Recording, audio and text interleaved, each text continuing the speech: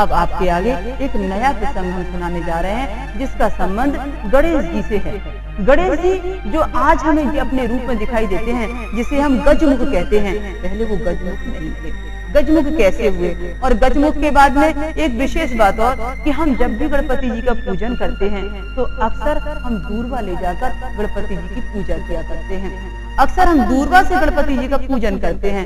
तो यह जानना आपके लिए जरूरी है कि दूर्वा ही गणपति जी को क्यों चढ़ती है और गणपति जी गजमुख कैसे हुए। कहते हैं तनिक बिलोकत ही करी रीसा, नभ उड़ गयो गौरी सुत सीसा।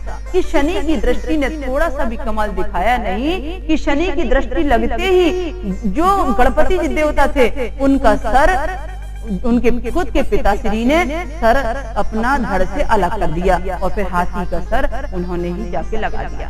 तो इसके पीछे क्या रहस्य छुपा है और कैसा है ये प्रसंग। जैसे अक्सर माताएं अपने बच्चों का जन्मोत्सव मनाया करती हैं। हम अक्सर वर्ष में एक बार गणपति जी का जन्मोत्सव मनाते हैं। कहीं 10 दिन के लिए लोग मनाते हैं, कहीं गणेश चतुर्थी साल में एक बार गणेश जी बिठाने के रूप में मनाते हैं। कुल मिलाकर यह है कि गणेश जी का जन्मोत्सव विशेष गणेश चतुर्थी के रूप में मनाया ही जाता है। तो गणेश जी का जन्मोत्सव मनाया जा रहा था। माता पार्वती ने देवलोक के समस्त लोगों को बुलाया था। प्रत्येक देवता, प्रत्येक ग्रह, प्रत्येक साधु संत और प्रत्येक नर किन्नर वहां पहुंचे हुए थे।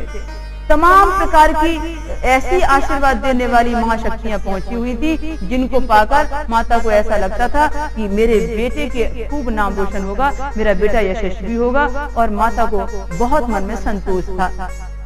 शनि देव जी को भी बुलाया गया था सभी नवग्रहों के साथ में। शनि देव जी सारी लीला देख रहे थे। लोग आते, गणेश जी को प्यार करते, आशीर्वाद देते और निकल जाते, अपना अपना उपहार भी देते जाते। गणेश जी बहुत देर से देख रहे थे कि सारे लोग आ रहे हैं, मुझे प्यार दुलार दे रहे हैं, मुझे आशीर्वाद भी दे रहे हैं, लेकिन एक काला कलूटा, एक बड़ा सा भारी सा व्यक्तित्व वाला व्यक्ति एक कोने में बैठा है, सर नीचे झुकाए हुए, मेरी तरफ देखता नहीं, मुझे आशीर्वाद भी नहीं देता। आखिर पिताश्री ने इसको बुलाया ही क्यों है? यह शिकायत उन्होंने अपनी माता श्री पार्वती के पास की। माता ने कहा कि मैं इस बात को जरूर तुम्हारे पिता तक पहुंचाऊंगी कि आखिर ये कौन व्यक्ति है जो यहाँ इतनी देर से आकर बैठा हुआ है, न देखता है मेरे बेटे की तरफ, न आशीर्वाद देता है। हर व्यक्ति आता है तो आशीर्वाद देकर जाता है, और लेकिन यह कैसा शिष्य है भगवान प्रभु का कि आशीर्वाद देने आया और सर नीचे करके बैठा हुआ है, वो सर उठाकर देखता भी नहीं। माता ने बच्चे की शिकायत सुनकर, अर्थात पार्वती माँ ने शिकायत की भोले भंडारी से। बोली, भोले भंडारी, ये कोने में जो व्यक्ति बैठा हुआ है, ये जब से आया है तब से सर नीचे करके बैठा हुआ है। आपने इसको निमंत्रण दिया है और इसने अभी तक के मेरे लला को, मेरे गणपति को, मेरे गणेश जी को आशीर्वाद नहीं दिया। मेरे गणपति को ये आशीर्वाद दे, आप इससे ऐसा करिए। भोले भंडारी मायावी थे, जानते थे कि क्या खेल होने वाला है, फिर भी उन्होंने माता की बात को ठुकराया नहीं। उन्होंने कहा, पुत्र मोहे में और यह भी नारी हट में मुझे झुकना ही पड़ेगा। माता की बात सुनकर या गणेश जी की इच्छा जानकर वे शनिदेव जी के पास में गए। भोले भंडारी शनिदेव जी से कहने लगे कि क्यों शनि, तुम इतनी देर से आए हो और सर नीचे करके बैठे हुए हो, तुम्हारी माता का आदेश है। उन्होंने क्या कहा? तुम्हारी माता का आदेश है कि तुमको आज गणपति जी के जन्मोत्सव के दिन गणेश जी को आशीर्वाद देना ही होगा, विशेष वरदान गणेश जी को देकर जाओ। तब नीचे सर किए शनि महाराज कहने लगे कि भोले भंडारी, आप तो सब कुछ जानते हैं, उसके बाद भी ऐसी बातें कर रहे हैं। आप जानते हुए भी मुझे विवश कर रहे हैं कि मैं सर उठाकर देखूं और आशीर्वाद दूं, और इतने अच्छे उत्सव को मैं कैसे रंग में भंग मिला दूं? यह तो मुझसे नहीं होगा। और रही बात यह कि आपने मुझसे कहा है कि माता का आदेश है, मुझे उनको आशीर्वाद देना ही होगा। तो ठीक है भोले भंडारी, मैं अभी जा रहा हूँ, कल सुबह भोर होने के पहले पुनः आपके पास आऊंगा और सिर्फ गणेश जी का आशीर्वाद लेकर ही आऊंगा। उस समय मैं गणेश जी को जन्मोत्सव का आशीर्वाद देके जाऊंगा। अभी तो जन्मोत्सव पूरा होने में भोर होना बाकी है। मैं भोर होने के पूर्व, ये तिथि संपन्न होने के पूर्व मैं आ रहा हूँ। भोले भंडारी, आप मेरा इंतजार करना, मैं गणपति जी का आशीर्वाद लेकर पहुँच रहा हूँ, लेकिन अभी रंग में भंग नहीं कर सकता। और ऐसा कहकर वह शनि महाराज अपनी धीमी गति से शनिश्चर चाल से रवाना हो गए। बोले भंडारी सोचने लगे, मैंने शनि से कह तो दिया है कि तुमको गणपति जी को आशीर्वाद देना पड़ेगा, और मैंने कह दिया है कि तुम्हें किसी भी हालत में कोई वरदान गणेश जी को देकर ही जाना पड़ेगा, लेकिन मैं तो अच्छे से जानता हूँ कि इसकी दृष्टि में क्रूरता है, इसकी दृष्टि जिस पर भी लगेगी कुछ न कुछ एक नया खेल, एक नया विध्वंस, एक नई कल्पना, एक नई लीला रच देगी। फिर मैंने इससे क्यों कहा। अब जब शनि कह गया है कि भोले भंडारी मेरा रास्ता देखो, मैं ब्रह्म मुहूर्त में सुबह जल्दी पहुंच रहा हूँ, सूर्योदय के पूर्व की जो तिथि अभी चल रही है मैं आऊंगा ही, गणेश जी को आशीर्वाद देकर जाऊंगा। तब क्या होगा, यदि शनि यहाँ आया और इसने कुछ भी गड़बड़ कर दिया, उसने कुछ भी ऐसा वैसा आशीर्वाद दे दिया, अपनी दृष्टि का प्रकोप डाल दिया गणेश के ऊपर, तो बड़ा ही अन्याय हो जाएगा। अब तो कुछ न कुछ रास्ता ही निकालना पड़ेगा। भोले भंडारी सोचने लगे कि शनि आएगा किस लिए, मुझसे मिलने, मुझको कह के गया है कि मेरा रास्ता देखो, मेरा इंतजार करना, मैं ब्रह्म मुहूर्त में आ रहा हूँ और मैं यहाँ हूँगा ही नहीं, मैं यहाँ से चला जाऊंगा तो फिर शनि आएगा, दस्तक देगा, लौट के चला जाएगा, सारा समस्या का समाधान ही निकल जाएगा। उन्होंने माता से कहा, बोले पार्वती, बोले मैं जा रहा हूँ मृत्युलोक की सैर करने, और शनि आवे तो शनि से कहना कि भोले भंडारी कहीं सैर करने के लिए गए हैं, ठिकाना नहीं कब तक लौटेंगे, इसलिए वह मेरा इंतजार ना करे। और ऐसा सोचकर वो वहां से अंतर्ध्यान हो गए। ये सोचकर अंतर्ध्यान हो गए कि जब मैं यहाँ रहूंगा ही नहीं तो शनि किसको आकर यहाँ प्रकोप दृष्टि देगा और किससे मिलेगा, वो दस्तक देकर ही बाहर लौट जाएगा। इस प्रकार से वो मृत्यु लोक में चले गए। अब मृत्यु लोक में जाने के बाद में सोचने लगे, करूं तो क्या करूं, यहाँ पर यदि किसी ने पहचान लिया तो भी बड़ी परेशानी है। तब मन में ये विचार आते हैं कि कोई पहचान न लेवे, उन्होंने हाथी का रूप धारण कर लिया और जंगल में विचरण करने लगे। देखिए, शनि के भय से एक तो स्वर्ग लोक में निवास करने वाले, वैकुंठ में निवास करने वाले भोले भंडारी तीनों लोकों के स्वामी आज मृत्यु लोक में पहुंच गए। उसके अलावा कि देव योनि को छोड़कर वे पशु योनि में अर्थात हाथी के रूप में प्रवेश करने पर मजबूर भी हो गए। उसके बाद में देखने लगे कि तमाम हाथी मुझे देख रहे हैं, मेरी तरफ आ रहे हैं, कहीं इन्होंने पहचान लिया मैं नकली हाथी हूँ तो तब भी एक बड़ी समस्या है।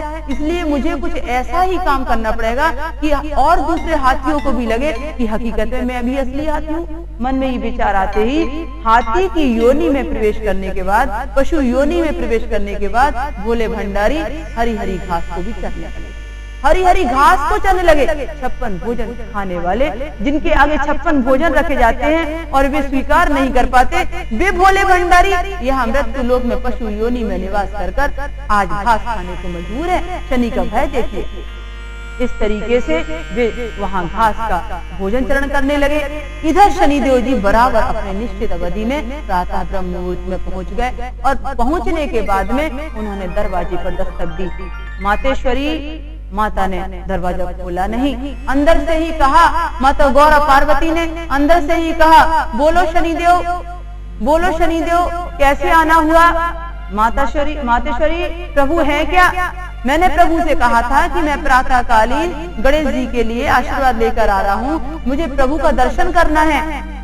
तब मातेश्वरी ने अंदर से ही कहा, बिना द्वार खोले प्रभु घर पर नहीं है, भोले भंडारी घर पर नहीं है, और निश्चित नहीं है कब तक लौटेंगे, अनिश्चित अवधि के लिए कहीं सैर करने चले गए हैं। आप चाहें तो लौट जावें, आप यहाँ पर बेकार में उनका इंतजार ना करें।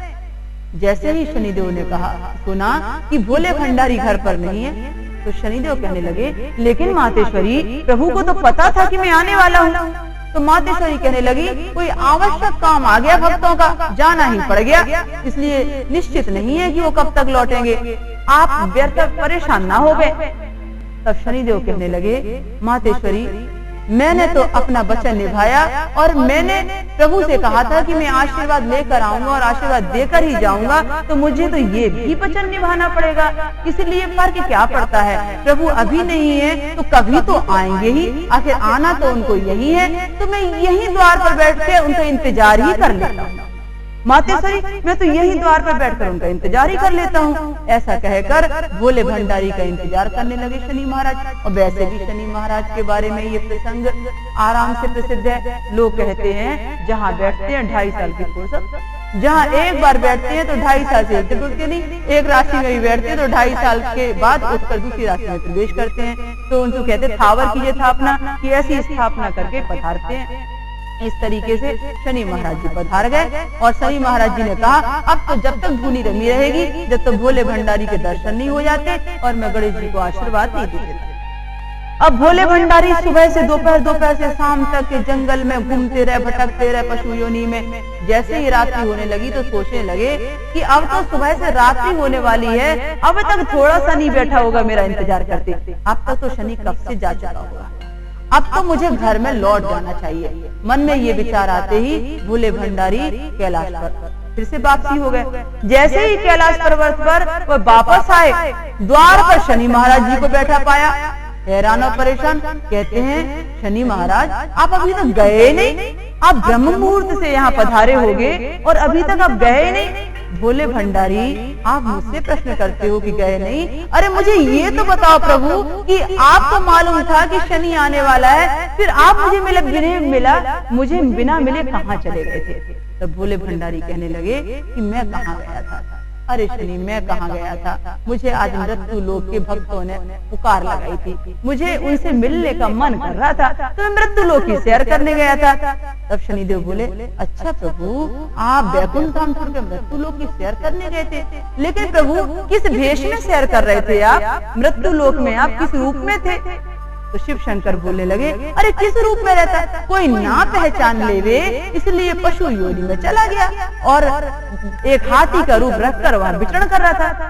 ठीक है प्रभु, लेकिन आपने हाथी का रूप जब रखा होगा तो सुबह से शाम तक भूख तो आपको लगी होगी, तो फिर और आप क्या कर रहे थे वहाँ पर, आपने क्या भोजन किया।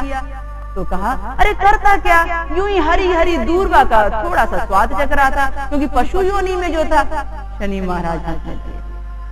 महाराज हंसने लगे, बोले कि हकीकत में भोले भंडारी ये जो सब आप करके आए हैं ना, ये मेरे दृष्टि के प्रभाव से ही करके आए हैं, ये मेरे दृष्टि के ही प्रभाव से करके आए हैं, क्योंकि मैं यदि यहाँ आने का संकेत नहीं करता तो आप मृत्यु लोक में जाते नहीं। मेरी दृष्टि की खबर सुनकर आप स्वर्ग छोड़कर मृत्यु में गए, आप मृत्यु लोक में पशु योनि में आप दूर्वा घास खाकर आए, इसलिए मेरा ये आशीर्वाद तो पूरा फलीभूत हो गया। ये आशीर्वाद मुझे बनाना था और गणेश जी को ये आशीर्वाद देना था, इसलिए तो ये सब हुआ है। इसलिए मैं आज आपको यह बता रहा हूँ कि मैं क्या आशीर्वाद लेकर आया हूँ प्रभु।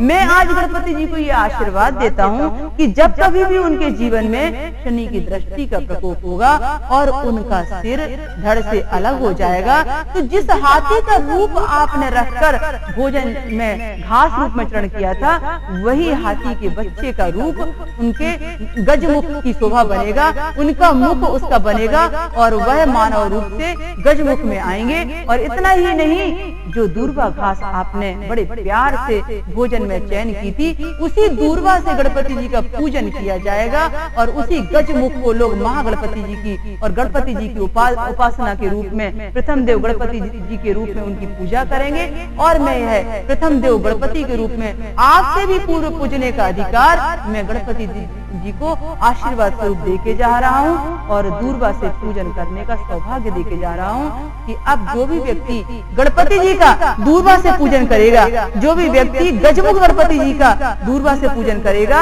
वह व्यक्ति अपनी जिंदगी में शनि की पीड़ा से अपने आप धीरे धीरे मुक्त होता चला जाएगा। इस प्रकार से ये कहा गया है कि जब भी गणपति जी का पूजन किया जाता है तब उस समय यह जरूरी होता है कि उनको दूर्वा घास से पूजन विधि विधान किया जाए और उसका प्रभाव बहुत जल्दी और बहुत अच्छा पड़ता है। दूर्वा की उनको माला भी पहनाई जाती है और दूर्वा से उनको जल सिंचित करके विधि पूर्वक उनका पूजन भी किया जाता है।